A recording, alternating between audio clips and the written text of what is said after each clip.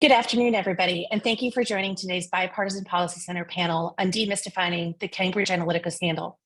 My name is Katie Harbath, and I'm a fellow with BPC's Digital Democracy Project. Before we dive into the discussion, I'd like to share a bit of the background on BPC, today's topic, and our speakers. The Bipartisan Policy Center is a Washington, D.C.-based think tank that actively fosters bipartisanship by combining the best ideas from both parties to promote health, security, and opportunity for all Americans.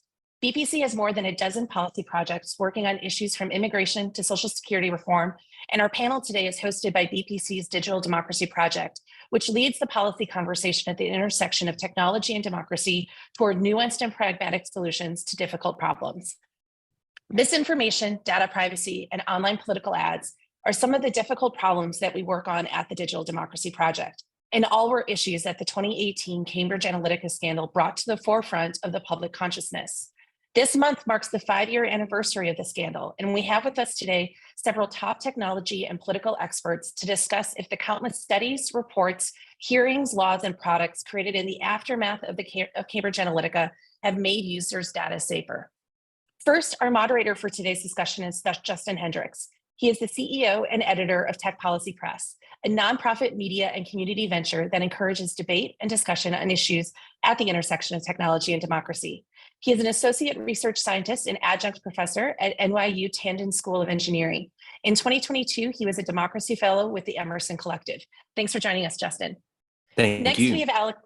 Next, we have Alex Lundry joining us as a panelist. He's the co-founder of a trio of leading data and analytics firms, Redbud Consulting, Deeproot Analytics, and Tunnel Data, each specializing in helping clients use research, data, and analytics to inform their political, advocacy, and communications efforts. He ran the analytics efforts for Mitt Romney's 2012 presidential bid and Jeb Bush's 2016 primary campaign. He's also an adjunct instructor of data science and data visualization at Georgetown University's McCourt School of Public Policy and was named a top 50 influencer in politics by Campaigns and Elections magazine. Thanks for joining us, Alex. Thanks. We also have Matthew Rosenberg with the New York Times joining us as a panelist. He helped break the news of the Cambridge Analytica story in 2018 and was part of a team that won a Pulitzer Prize that year for reporting on Donald Trump.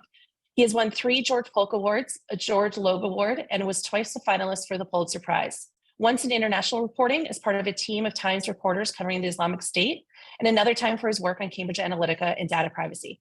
Thanks for joining us, Matt. Thank you. And finally, I'm going to be our third panelist for today's discussion. In addition to my role as a fellow with the BPC's Digital Democracy Program, I'm also the founder and chief executive of Anchor Change, the director, senior advisor for the International Republican Institute, a fellow at the Integrity Institute, and a non-resident fellow at the Atlantic Council. I previously worked at Facebook, now Meta, for 10 years as a director of public policy, building and leading global teams that managed elections and helped government and political figures use the social network to connect with their citizens, or their constituents, excuse me. Now, with all the introductions out of the way, I'll turn it over to Justin to begin the panel. Well, thank you, Katie. And of course, 2018, the Cambridge Analytica scandal, which broke, of course, in the pages of the New York Times and in The Guardian, really the beginning, perhaps, of what we think of now as the techlash ramifications to this day. So we're going to talk through these things. And I'm going to give each of the panelists an opportunity to sort of explain their relationship to this story and stake out perhaps some high-level thoughts about, as they look back now from 2023 at 2018, what are the kind of key themes that are perhaps beginning to set in their minds about what was important about that moment? And Katie, I'll turn the table on you and put it right to you. You were inside Facebook when the story broke, and obviously close to a lot of the figures that were implicated in the scandal and had a first seat to it. So tell us what your experience was.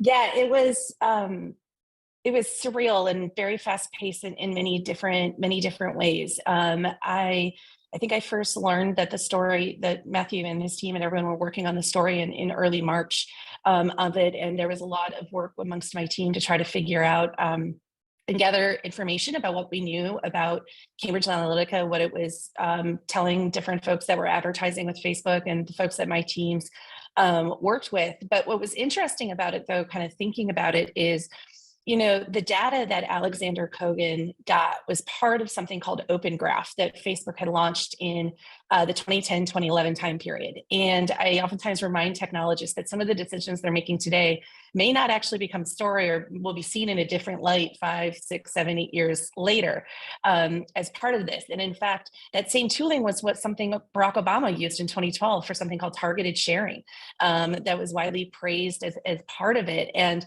this is that period of time when there's this optimistic view of the internet and people thought it was going to be a great democratizer. And there wasn't as much thought about this type of data, the types of permissions for giving people. There were some, but not in the same way that we're thinking about it today. And like you said, that was, the techlash kind of started, right after President Trump's win in November. You had the Russian Internet Research Agency ads, and then you had this Cambridge Analytica story come out immediately after. So it was sort of wave after wave after wave of not just us at Facebook, but others in the tech industry really starting to grapple with the negative ways that our platforms could be used around democracy.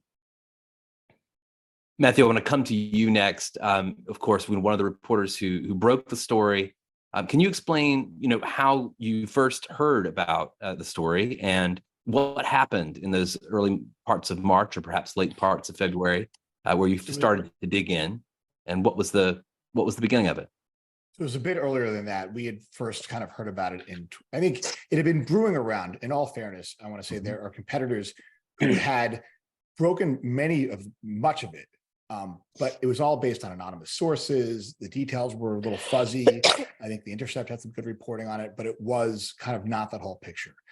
We've kind of got to this main source, somebody who helped us a lot in 2017, in the summer of 2017, and then spent a long time working with them and our partners at The Guardian. I think one of the problems you have when dealing with any kind of opaque group is what can you believe, what can you trust, what can you not? I would say that many of the people we dealt with reporting out this story, we had to kind of make a rule around, which is whatever they tell us, unless we can verify it through documents or multiple other sources, we're not printing it. I mean, the amount of people who lied to us, tried to mislead us, involved in that little outfit was just off. I mean, I think almost everyone involved at some point was trying to lie to us basically and spin us in pretty overt and obvious ways. I imagine Katie would have found out about it the week that we got our hands on the actual data set. Up until then, we've been dealing with Facebook, telling them we're working on this is what we know, but it was all, they were like, well, you say this, we don't really know it. And then I remember calling up one of their main comms people saying, hey, look, I just took a look at this data set. They're like, oh yeah, this. I said, no, the raw data. Then I started reading in parts of it. And he's like, uh-oh. He said, can I call you back? And I imagine that's when they started getting people spun up inside Facebook. So that's kind of, it took a while to nail it down. And I think, watching it kind of blow up as it kind of took off in the days and weeks after it published, one thing that really struck me was how it kind of fit into everybody's preconceived notions. So if you wanted to believe that there was this great manipulation machine out there that got Donald Trump elected, this was what you needed. Even though, at the Times, we'd written stories saying, look, what they did was snake oil. Their claims to micro-target and influence people were totally specious. Like their technology did not work. And if you wanted to see this all as just some big conspiracy, you saw it that way too. So it was an interesting phenomenon to kind of watch it grow. Alex, as a person in the trenches, using data, using targeting capabilities to help politicians spread their messages, what was your view from the outside? Well, so my experience comes from, yes, as a practitioner and a builder of data science models, predictive models for campaigns, as somebody involved on the Republican side of the data war, so to speak, but also as somebody who was pitched by Cambridge Analytica very early in the process. So in 2015, I was serving as chief analytics officer for the Jeb Bush campaign, and Cambridge was making the rounds among all the primary candidates' teams, trying to convince them that they would be that we should be considering working with them because of this unique data that they had. And so my experience was we want to validate their claims throughout. We asked them to see data, to conduct validation tests. And it became very clear to us very quickly that it was, as Matt said, snake oil, that there really wasn't much to this, that they were making incredibly bold claims about their predictive power, which they then only continued to do for the remainder of their time as a legal entity and before they got into these problems. So it's not surprising for me to hear from Matt that it's very hard to get trustworthy responses out of them. I know, Nick's had a saying that he would use in the company that was reported on by somebody, that marketing materials aren't given under oath. And there were a lot of bold claims afterwards about what exactly they could do. But also, just as a practitioner, somebody who is a statistician and a data scientist, being able to look at what they did and say this doesn't make sense. The predictive power you're looking for really can't quite be there. And that came across in a few things, and their promises of more impactful advertising and creating more click-throughs with customized ads to your Ocean 5-factor personality score. That's something that had only been demonstrated as useful for selling things like cosmetics. There was very little evidence that it was actually useful in things like politics, but also understanding exactly what the data they had was capable of. There had been good research that showed that Facebook likes can be predictive, first of all, demographics, things like gender and age, but also some indication that Facebook likes could be used to predict personality and maybe political preferences.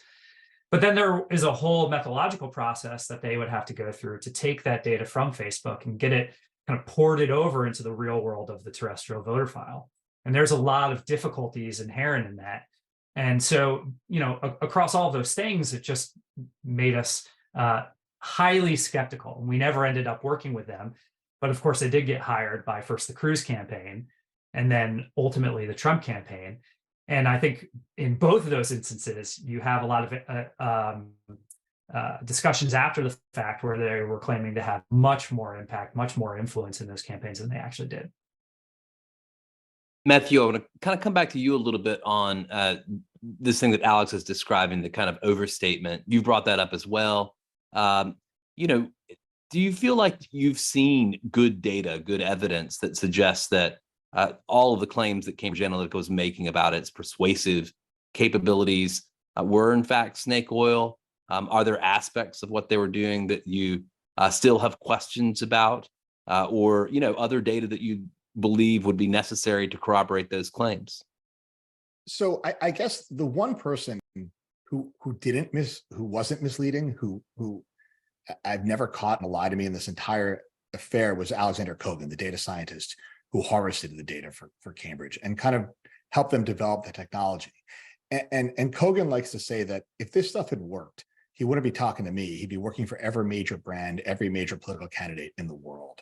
If their claims were even half as good, but that it simply did not work, which is why he was helping his wife start, a startup that deals with customer service, not in the data persuasion world anymore.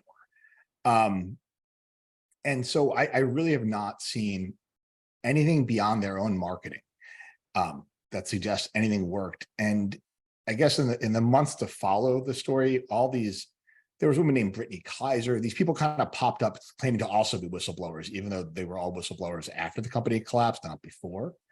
And, they'd be providing us, here's the evidence that works. And they'd have some internal briefing that the company did for its people, which is basically like a sales meeting, like rah, this works. I mean, there was never any internal, external study that they could provide that says, we've been able to demonstrate X, Y, and Z. They didn't do it at all. They didn't do any kind of attempt to kind of prove out their claims. And the Trump campaign and the Cruz campaign said, look, their roles were fairly narrow here, And if I can jump in on that, I mean, there's good evidence. Well, first of all, if you just take the Ocean 5-factor personality test, this is the personality test that's used to predict, where you are on openness, conscientiousness, extroversion, something else, and neuroticism, right? And if you just take that test, they do something called a test-retest method, which is how good is this test at predicting your personality the first time, but then how well is it correlated the second time you take it? Even on that test-retest statistic, the correlation between the tests is only about 0.5, right? So even the test itself isn't very highly correlated with itself.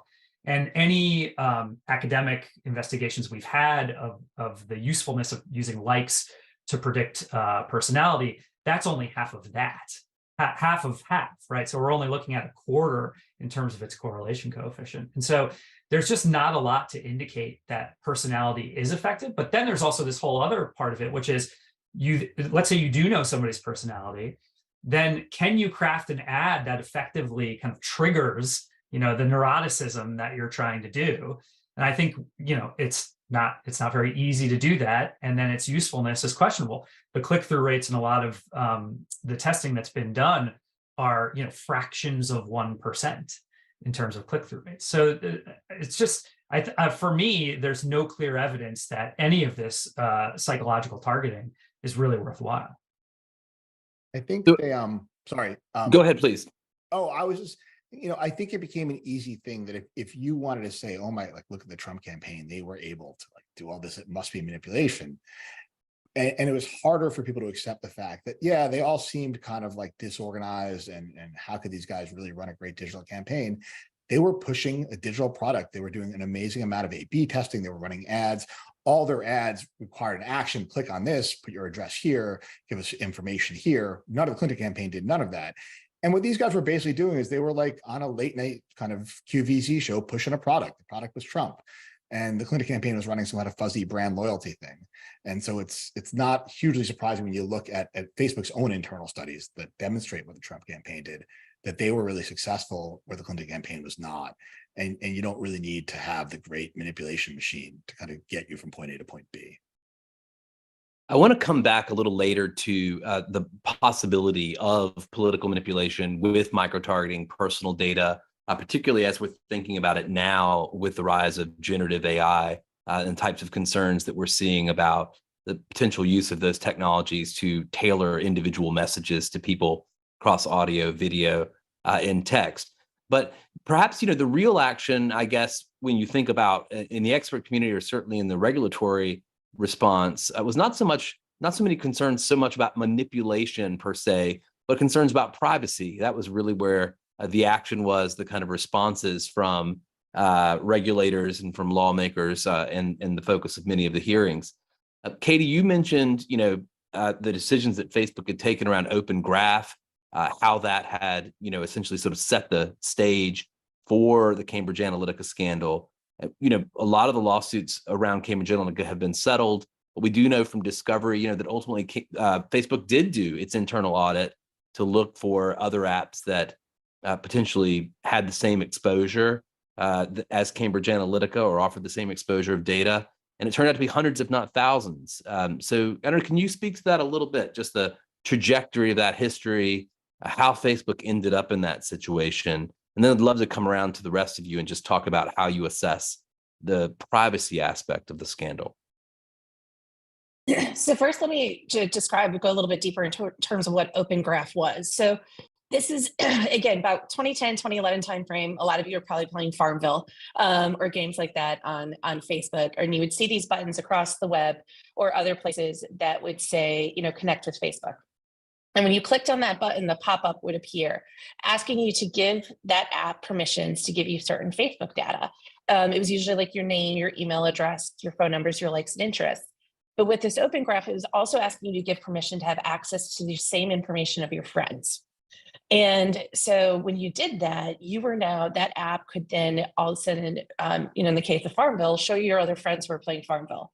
If you want to do that. In the case of how the Barack Obama campaign used it, was you logged in, and rather than showing you strangers in which to contact to try to get them to support the campaign, they were trying to show you people that you knew or you had common interests in. And so that's why when Kogan was running his quiz and you logged in with that Facebook prompt and you were giving them permission, he was able to pull down not just your data, but your friends' data. And let's be honest, most people, even still today, don't really read those things and just click right through, right? To get to the thing that they want to get to. Now, the challenge with this is, and I think a lot of this came out like in discovery and stuff like that as these things have been going on, is when Facebook realized that that Cambridge Analytica had this data, which was against the terms because Kogan was doing it under academic research purposes, not for commercial purposes, we actually had little recourse beyond sending a cease and desist, but we didn't have, once the data left our servers, it's very hard to track where there's copies of it. How do you confirm that they've actually deleted all of those copies, everything like that? And that remains a challenge today when we talk about, platforms giving researchers more access to data, because I keep telling people, these Cambridge Analytica scars run deep, and the platforms don't want to be faced in a situation again of having something like this happen. And then post the stories coming out and everything, an audit of looking at all these different apps, who might have had the data, who might still have that data out there, re-looking at what those apps do and if they're violating our terms of service or not, and everything like that. It was quite a laborious process. And I should note, though, that Open Graph was shut down. You couldn't have any new apps, couldn't use it after 2014, and any legacy apps, it was shut down for them by May of 2015. So these were even still pretty older apps when you're thinking about this, of doing all this in 2018. Just quickly, I want to remind viewers that if you have a question, you can submit those, and I'll try to bring those in throughout the discussion. But Matthew, I want to come back to you on this question of the privacy scandal aspect of this. Probably, I suspect, no other reporting you've done has led to such a massive FTC fine, or perhaps so many hearings in multiple governments around the world, the types of privacy concerns. Do you think that regulators and lawmakers, took advantage of the Cambridge Analytica moment as a catalyzing moment to do something about privacy? I think they tried. And look, the privacy issue was, for us, the story here. I think the manipulation thing was something we understood pretty quickly to not be the issue. And it was heartening to see many legislators, experts, attorneys, attorney generals understand that as well. Though I do think that kind of muddied the water. This idea of manipulation did muddy the water there. Look, I don't think I've written anything that's had the impact's been different. I mean, the reporting for this was expensive and involved multiple trips to London. And about a week after the story ran, Facebook had to take out full page ads in about 7 newspapers apologizing, including the Times. I definitely called up some of the advertising departments, like, how much do they pay for that? And then called my editor saying, you see, we made a profit on this. You see, the tens of thousands I spent flying to London was well spent. But it is, and I think, look, in meaningfully detailed ways, getting people to read terms of service, to understand, the intricacies of where their data goes, is asking a lot of any consumer, any kind of ordinary person. But the overall sense that, like, look, you're giving out a ton of information about yourself, and maybe you need to be a little careful about that and think a little more about it. That's kind of for me, the most meaningful lasting impact here. It probably also helped push along some laws like GDPR and stuff like that I think we're going to pass anyway, but it certainly provided a little public support there. But that bigger overall idea that everybody kind of now knows, like, maybe slow down and don't, give everything you know about yourself to every app that shows up that you're interested in, might be a good idea. And that's really been the most meaningful impact there. Alex, did it change the behaviors of folks who are in the business of using data to target folks for political messaging? I mean, there were certain practices that were exposed by reporters, for instance, at Channel 4, who went to Wisconsin, visited particular neighborhoods that were targeted by the Trump campaign, looked at some of the voter suppression campaigns that they ran. I think there was just a lot of just anger, really, at that type of practice. Even if it had been going on for decades in other contexts, there was something about it that seemed more nefarious to folks because of the use of such fine-grained personal information. Yeah, I mean, it certainly coincided with a time where companies like the ones I've been involved with had to do more around privacy, particularly around California's CCPA legislation, which now requires us to provide data to any California resident who requests it, so that they can see exactly what we have, that they can put their names on the do not sell list, they can have their name removed from the database. And, it really, I think what what this did for us in conjunction with that sort of legislation was we said, well, we're going to want to expand those rights to basically any citizen in the U.S., not just limit it to California. We believe those are things that should be accessible to everybody in the U.S. But yeah, I think that there was kind of a moment of self-reflection where people said, "Hey, look, this seems to cross into the line." Across the line into manipulation versus persuasion. And I do think you have to think of those as being on a continuum between the two, right?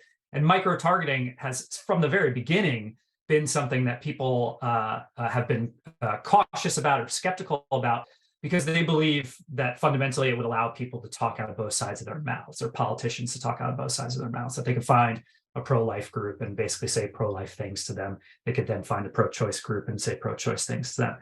I mean, in reality, I have no personal experience with any politicians that really want to do anything like that. But like many tools, it can be used, for good, and it can be used poorly, and we can kind of go more towards persuasion or more towards manipulation. And we need to be constantly reflecting on, how much is too much here for that. But, ultimately, at the end of the day, persuasion is what political campaigns do. It's what anybody does when they're trying to, get anybody to come over to their side, which is, how do you best frame this issue, this argument, so that people will agree with me? And I think that's obviously a fundamental right that political campaigns have, and micro-targeting allows them to do that well. And frankly, to talk about issues that wouldn't be talked about were it just a large-scale broadcast campaign. If it's just going to be a large-scale broadcast campaign, every time you're going to be talking about the economy because it's the most important issue to the largest number of people. But micro-targeting allows you to have, a digital campaign about housing availability. It allowed, Mitt Romney to send mailers to suburban women in Northern Virginia about Lyme disease, right? So it does allow for these other issues, I think, to rise to the forefront. And Justin, if I could, go ahead, oh, Katie. sorry. Please. I just wanted to add that because you were asking me some of the things that, at Facebook, to what Alex is talking about with the micro-targeting, and people worry that politicians are talking out of both sides of their mouth. One of the things that I think that I'm actually kind of most proud of that came out of the Cambridge Analytica scandal were these political and issue ad transparency tools that we at Facebook built, Google built, others that actually allow people to have more insight into the ads that these campaigns are running, who's seeing them. You're starting to now see the targeting data that they're doing. Now, these tools have a long way to go still to, in terms of improvements. And I'd like to see some more places like streaming platforms and others where you're seeing advertising go to have similar transparency. But I think that's been really important for people to be able to kind of hold these politicians accountable and really be able to study the type of advertising that they're doing. Can I add one thing there? I think that, and I don't want to take anything away from Facebook for doing that. Ad library, I think, was great, and I think it inadvertently kind of shows the problem here a little bit of kind of understanding exactly what is manipulation, what is micro-targeting, what is persuasion, because any good digital campaign is running dozens of the same ads with small variations. Maybe it's a color, maybe it's where a button's placed, maybe a few words are different. So on any given day in 2020, like the spring of 2020, if you had logged in and tried to track, well, what's Trump saying? You would get 45 ads, 50, 60, 70 ads about his birthday that was coming up the next day. To try and get any kind of sense of scope and scale over what he'd been saying over weeks or months was almost impossible, because there's just such a deluge of ads that are coming, and the tools to sift through that they're hard to come by. I think they're hard to use. I think that takes, real researchers to go through. And so that is sort of the limit here as well, that, there's just there's a deluge. That's the best way to put it, I guess. Well, and just to bring it back to bring it right up to today, yeah. Matt's talking about 45 different versions of the ad. That's what they were doing in 2016 and 2020. Yeah. I do think that what we're seeing now out of the generative AI world is going to just, completely cause those number of variations of those variable ads to skyrocket, because you could very easily manipulate things like color and the button location, but copy was always very hard to generate. You could only generate so many different variations on a prompt. But now, using tools like ChatGPT and Bard and Bing, you could very quickly and very easily generate 1,000 different pieces of copy. And so I think the number of those experimental ads is just going to increase exponentially. Well, let's go ahead and talk a little bit about that. Talk about the future. It's not just, of course, generative AI and the ability to produce synthetic media that is changing and continuing to evolve. The technology is changing there, but also we've got new forms of recommendation and targeting, algorithms and technology. We've moved on from the generation of perhaps more primitive ideas that Cambridge Analytica was or was not employing well enough. But we're on to a different generation, right? And new sensor data from people's devices, all kinds of stuff that are kind of coming together. And I think a lot of folks still do have this kind of concern that eventually you'll see some combination of more sophisticated targeting mechanisms with these generative AI systems. Alex, do you expect that to be a big factor in the 2024 cycle? Yeah, I think I do. I do expect to see, certainly the use of generative AI in the 2024 cycle. We're going to see that, certainly. I do think you have a good point about new forms of data coming online. The problem with all these data sets is basically breaking them out of silos and being able to kind of map them all together into using some sort of universal ID. And that we're not really there yet. We're not at a point where it's very easy to connect the online and offline world. There's actually a great number of difficulties in doing that. Look no further. The very easy example is something like Twitter. Linking a Twitter handle to a terrestrial person, you may be able to do it for a person here and there, but to be able to do it at scale and link that data is still very, very, very hard, right? So I do think, there's going to be more data. The predictive power could get better, but I also think that the thing I think lay people need to keep in mind is that, number one, the data isn't always correct, right? You can actually request your data file from your big consumer data provider like Axiom. You can go to their website, request that data, and actually see what they have on you. And you'll be surprised at how frequently it's wrong for a specific individual. But in the aggregate, it's good enough to help us be predictive, right? And so, if anything, I would encourage people to go look at their data, and they may find it actually comforting. But two, also, not everybody's perfectly predictive. And all models are wrong, but some are useful. That's the statistician's motto, right? And that our models can only ever be a fraction of perfection, right? Even a model that's 95% wrong means that 5 out of 100 people were getting it wrong.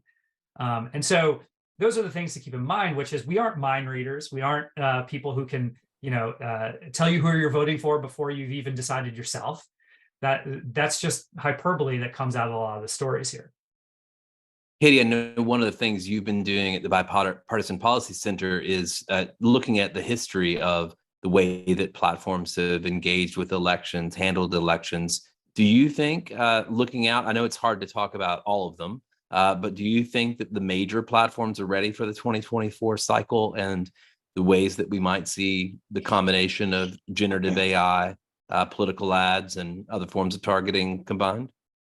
So I've been nervous about the number of elections happening in 2024 for a while now, because it's the first time ever in the same year we're not only going to have the US presidential election, but elections in India, Indonesia, possibly Ukraine, Taiwan, Mexico, the United Kingdom, and the European Parliament, plus about 55-ish others that are going to be happening. And so that's a lot of fronts for the tech companies to be, and not just tech companies, but government, civil society, academia, the media, to be fighting and to be keeping up with all of this. And this time period really reminds me, in a much more condensed cycle, of the time period, 2004, you had Facebook was created, then it was 2005 was YouTube, 2006 was 2007 timeframe was Twitter. And so it's like every election cycle, there was a new tool that we were adding to this. And just today, one of Matthew's colleagues, Shane, had a story about how campaigns are already looking to use generative AI in which to help generate email copy and ad copy and all those things that Alex was talking about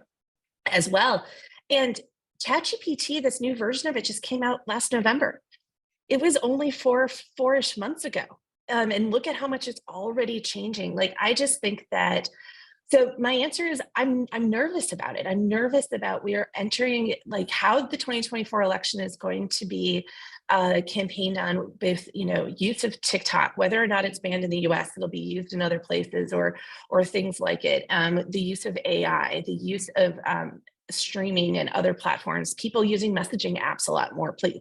Places like you have the more fringe apps like a Gab or a Gitter or Parler, but also like a Telegram and other things like that. And so there's just a lot more fronts that we're going to have to fight this on, and it's going to be totally new tools. And I just think that come the end November of 2024, the world's going to look so different in a ways that we can't even imagine today. And campaigns and even the tools that campaigns are going to have at the start of the primaries versus what they're going to have by the end of the general election, I think will also have changed as well. And so we need to stay really diligent of understanding what these tools are and asking for transparency and asking some of the questions and hopefully learning some of the lessons of the questions that we didn't ask, in the pre-2016 timeframe.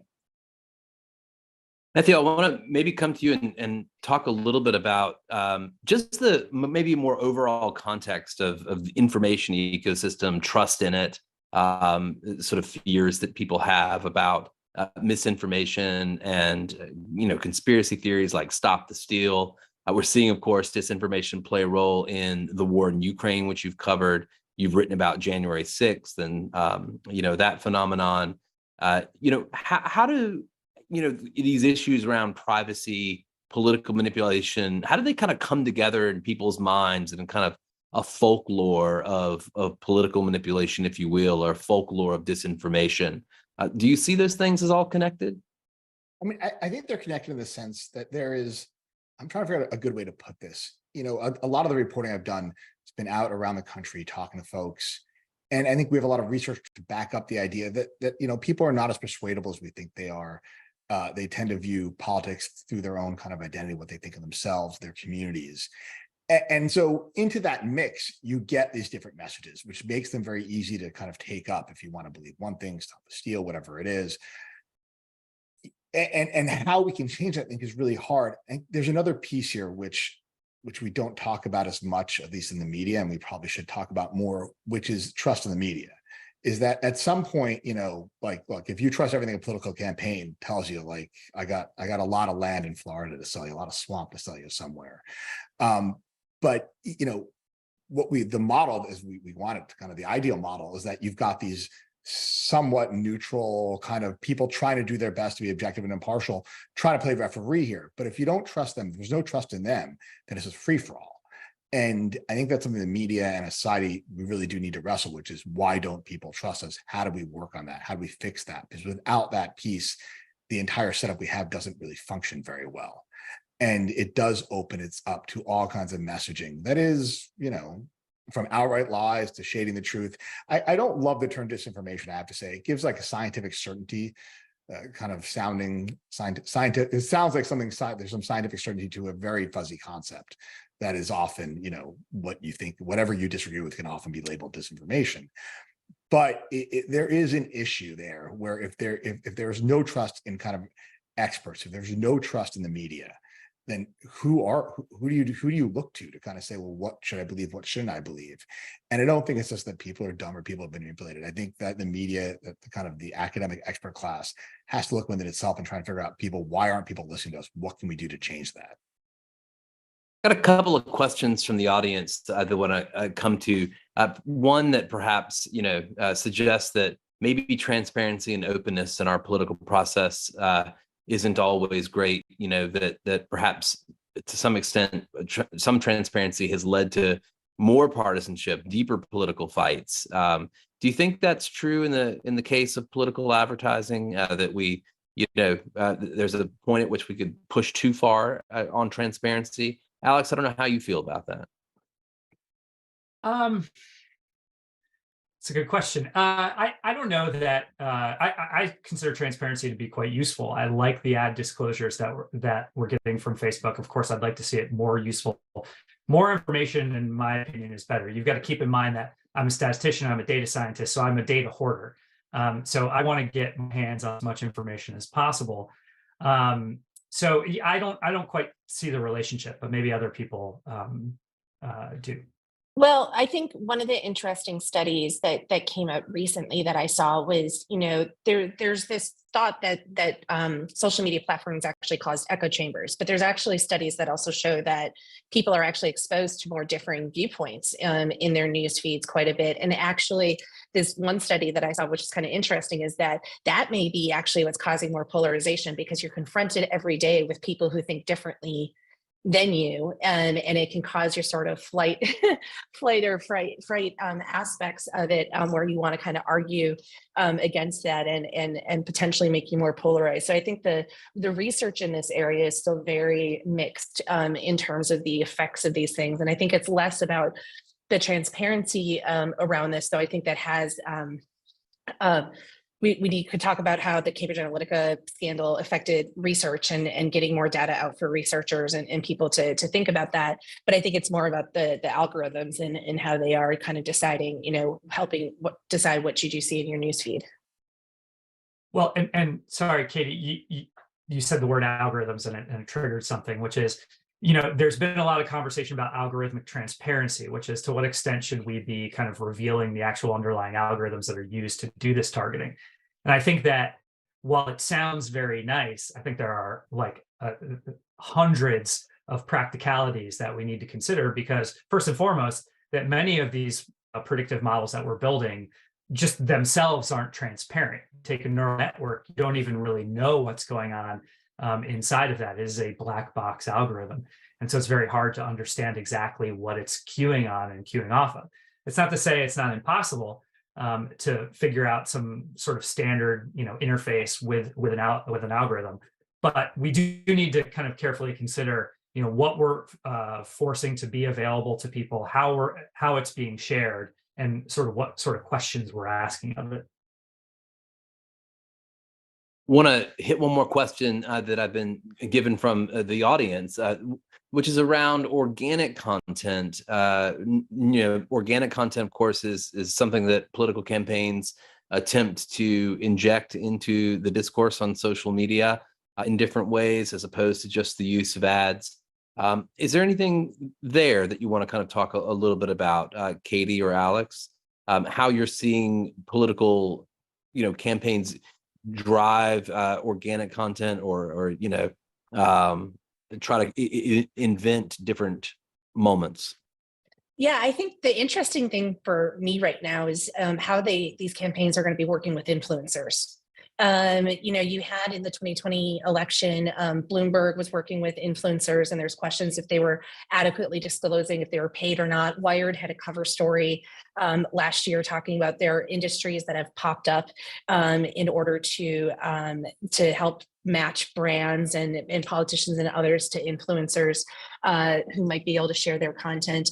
It's interesting, TikTok updated ahead of the hearing last week, updated their political advertising rules to say that also campaigns couldn't pay influencers to push political messages on TikTok, which I think is going to be something very much to watch, because that was a tactic that the Washington Post had reported the Biden campaign was thinking about doing. And the White House has brought TikTok influencers in to kind of talk about some of their legislative priorities and things of that nature. And so you'll continue to see campaigns doing their own content for sure, but I think they're also going to be looking at how they piggyback and utilize others, which opens up a whole host of other questions around transparency, of understanding, who's just endorsing a candidate because they like that candidate versus who's being paid for that endorsement or their message that they're putting out. And that's something that the platforms will struggle with, because they can only see what's actually happening on their own platform. So if payment or other things are happening off platform, that is much harder to track and to be able to monitor. Alex, anything you want to add there on influencers and their role in political campaigns these days? Rules still very unclear. On influencers specifically, probably not. I don't know that I have much to add, but I will say that one thing I've seen happen, and I'm sort of wondering in what direction it'll continue to go, which is the use by political parties or campaigns or organizations of the creation of sites that look a lot like news sites and draft news articles, and that are then shared through advertisements or pushed to people specifically so that they can see those and be influenced them. I mean, that that to me is where I think you get into, questions of what goes into the ad transparency project. And I think that's one thing that Facebook and I know others have struggled with, which is what are we defining as, political? What are we defining as issue advocacy, right? If you're just an organization that's talking about, how green your product is that sales or is that advocacy? And so that I think those are some of the more interesting questions around, what to do with organic or organic-like content. So I want to just as we kind of round out, come into the last quarter of the conversation, just want to kind of think about how these ideas about the Cambridge Analytica scandal are setting in people's minds. And one place that we heard the words Cambridge Analytica uttered on multiple occasions the other day was during the TikTok hearing with the TikTok CEO Shou Chu, who had to defend himself from lawmakers concerned about sort of precisely the types of things that Mark Zuckerberg had to answer for in 2018 when he first appeared before, I think, the Senate Judiciary and Commerce Committees to answer for Cambridge Analytica, as well as a host of other concerns kind of coming out of the 2016 cycle. We heard lawmakers invoke the words Cambridge Analytica. We also heard Shou Chu himself invoke Cambridge Analytica in his defense of TikTok. A lot of the same concerns around whether people are being manipulated politically by the Chinese Communist Party, or whether their personal data is being absconded with for various reasons. I don't know, what did you make of that, and how did that for you kind of reflect where we've got to on Cambridge Analytica as a kind of shorthand for understanding these issues? Maybe Katie, I'll start with you. Yeah, I think that what's really interesting is, like you said, that it has become this shorthand for encompassing a lot of different things and conflating a lot of different issues to what Matthew was kind of talking about. Is like, it was somewhat of a convenient narrative for people trying to figure out how in the world did Donald Trump win, because something to, I think Alex was talking about, like, it's important to remember that after 2016 the first story was not Russian interference. It was Macedonian teenagers who were running fake news stories in order to try to get clicks and get money. And so, like, only imagine in the AI world being able to generate that content, to try to push that out there. You saw people falling for the fake Pope picture this week and stuff like that. Will be interesting. And so I think sometimes people say Cambridge Analytica, and they mean all of that, but then it's also seen as like, everybody's like, oh, those words are just like, that was a bad thing. That was a bad thing that a tech company did. We don't maybe even need to know all the details. And so when you see other tech CEOs or others mentioning it, it's just a very easy shorthand of being like, we're going to be different than that. We're not doing the same things as that. But I think, as many of us know, and you've seen a lot of people argue, particularly around the TikTok hearings, is like, banning it alone is not going to solve the concern around the Chinese Communist Party having access to our data and other things, because there's so many other platforms and the types of data and stuff that are out there, and really pushing for more of a comprehensive data privacy bill, which is something we've not gotten here in the United States at a federal level. But obviously Europe has passed some laws around that, in the Digital Services Act and Digital Markets Act will be starting to be enacted here already, that will be important to watch going forward and what impact those actually have. That was the subtext of the hearing, just the reality that the U.S. does not have a national privacy legislation. There were a few lawmakers that were conscious enough of the the reality that to kind of bring that up.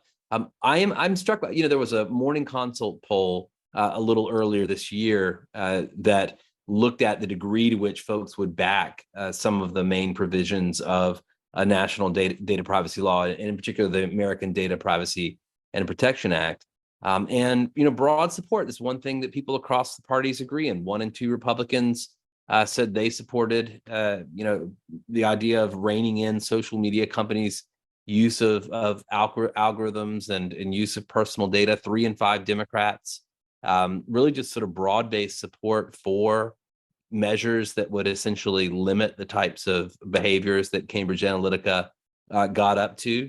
I don't know, Alex, do you see that changing at any point? Are we going to see finally privacy legislation in the United States? Are you anticipating that in your business? So I don't think that the primary driver towards national privacy legislation will necessarily be public opinion. I think what's more likely to happen is we're on a very clear path towards a patchwork regulatory system across the 50 states. You have privacy legislation either passed or being considered in places like Virginia, Florida. We have it in California. I believe Maine and Vermont are up there as well. And there's no consistency across them. And so I think if we end up with national privacy legislation, it'll be in order to provide some sort of consistency for companies there. Public opinion on this, I do think people generally agree that something needs to be done. Devil's in the details. But it's also worth noting that, you can quite easily do a survey experiment where you ask, half the people, do you want, you can use loaded Big Brother language? Do you want, people, tracking your data across the internet and using it to target you? And people will be very opposed to that. But then the other half of the survey, you can ask them questions like, are you interested in seeing advertisements that are customized to your preferences? And they'll say, yes, absolutely, right? And among, my peers will talk in the same conversation about how our phones must be listening because I just got this ad for this thing and how creepy is that? And then in the other one, they'll be talking about how poorly targeted this ad was. Can you believe that they're sending me information about this? And so I do think it's kind of hard to see, a really robust consistency from the American public on this. I think generally they agree that something needs to be done. But I think we're more likely to get that legislation through by overcoming that patchwork that we're seeing in the states right now. Matthew, as you've gone out and talked to folks around the country, any perspective on this issue? Do you think that either lawmakers or perhaps the public will push for basic privacy protections? I mean, I get the sense that I think, there's an impulse among legislators, among experts, like if we ban the thing, we try and control it, we'll bring it under control, and it rarely ever works. And I've often wondered if it's not better to try and create more robust laws. We already have some more robust enforcement of laws about disclosure, basically. Like if you are a paid influencer, you need to say you're a paid influencer paid by the campaign. You can't run a political ad on TV and pretend it's not a political ad. Why should we be able to do that in other areas? That maybe something more affirmative like that, rather than trying to limit, but accept the fact that we're going to have somewhat of a Wild West. How do we kind of introduce some rules to make it calm down a little bit, mic over better? Because I think to Alex's point, people like to see ads they want. I know Instagram, for instance, totally has my number more than any other social media app. It just serves me up one thing after another where, like, if I'm not careful, I'll go into large credit card debt buying crap I don't need. And I'd much rather that than see like things I don't want. And I think that is the vast majority of people feel that way. And that the more we can do to give them the information they need to make decisions they want to make, the better off we'll be, rather than trying to tell them what they can't see or the apps they can't use.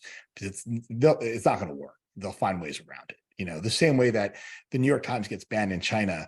Trust me, every Chinese citizen who wants the New York Times has a VPN to go see it. We will find ways to use things we're told we can't use. So why then try and ban them? It doesn't work. Let's try and find a way to give people the tools they need, the information they need to use things the best they can in the safest way possible. Well, and I've actually got a question for Katie. Katie, do you have a sense of how frequently used, Facebook's own, like, was it the privacy checkup, or am I thinking of? Oh, yeah. Yeah. No, that was us. Are people actually doing that? Are they engaging with that? It was a very small percentage. I don't remember the numbers right off the top of my head, but any of those types of tools, there's also, anytime you do see an ad, you can click on the 3 dots and you can go and see, why am I seeing this ad? And it'll show you what the targeting parameters are. For political ads, people could opt out of political ads too. And we just see very small numbers of people, even if you do make them go through it before they could even see like their stuff on Facebook or on Instagram or on any of these apps. Again, like I was saying, they just click right through it. And it's just very overwhelming for people to really take the time and understand where all of their data is in all of these different spots, and they just don't have time to even think about it or try to figure that out. I mean, I probably have a hard drive. I have a hard drive full of data I downloaded, download your data from us. I do it, and then I don't look at it and stuff it somewhere. And they go, oh, look at that one day. And it's just filling up hard drives that need to be erased or thrown out sooner or later. Well, yeah, Matthew, as a journalist, you're OPSEC there. Make sure you keep those things under lock and key. But I think that's an interesting point, because I think we all have to accept the fact that there's a lot less privacy than we think there is. And maybe we need to start thinking about a world in which there are remedial ways to fix problems that come up in this, rather than trying to recreate a world of privacy that will not exist with the level of technology we have, that we can go back 50 or 100 years and give up all the conveniences, or we can accept a little less privacy and try and figure out ways to work with that, rather than try and pretend we're going to roll it back, because we're not going to. I think for a significant portion of the country, another catalyzing event around privacy, of course, just happened in the last few months with the decision in Dobbs in the Supreme Court. Of course, that raised a lot of privacy concerns in communities that are worried about how discussions about reproductive health and abortion may expose people to potential criminal liability. A lot of concern about period tracking apps and other applications of that sort. Wanted to ask you all if you can imagine another kind of catalyzing event that may occur. Perhaps it's around that issue, or maybe you want to comment on that. But to the extent that we can kind of look out over the next couple of years, do you think there's another potential scandal around privacy that's looming that would be at the scale of Cambridge Analytica or even approach it? Can you imagine what that might be? I hate to ask you to speculate, but with 3 minutes left to go, I think I will. Well, I think one thing is going to be, there's a lot of public data out there with people's addresses and other things. I use a tool called Delete Me to try to go in and find a lot of that, to not have that in there. And depending upon how these AI models, what types of data they're being trained off of, and where that public data comes in, also like uses of your own likeness. Like there's these scams going around, and it happened to a friend of mine where they used her voice off of a podcast to call her mother to make her mom think she was kidnapped on this. And yeah, and so she was on a call, she got off the call, and the cops had showed up at her house thinking that she was in trouble. And so, this is moving a lot more from just, the bits, the ones and zeros and the bits of data that is existing in the internet world. It's also using these tools to really affect the offline world, and thinking about how do you even protect your own image, likeness, personal information, your voice, everything that could be manipulated in different ways. And how do you even try to detect that, pull it down, stop that, is going to be, people are already going through that and having challenges of fighting that. So potentially voice scams, which, already a problem. Absolutely. And that's another tie to generative AI. Alex, is there something else that you're concerned about? Nothing in particular comes to mind. I agree with Katie about the concerns about likenesses and voices. I do think generally, she mentioned public data sets and what's available. I think that's one thing we continue to run into, is people's lack of awareness or literacy about what exactly is already public and out there. And, it's basically like de facto versus de jure privacy, in that, things are becoming more easy to access, or being put online. It's getting easier to download this sort of data en masse.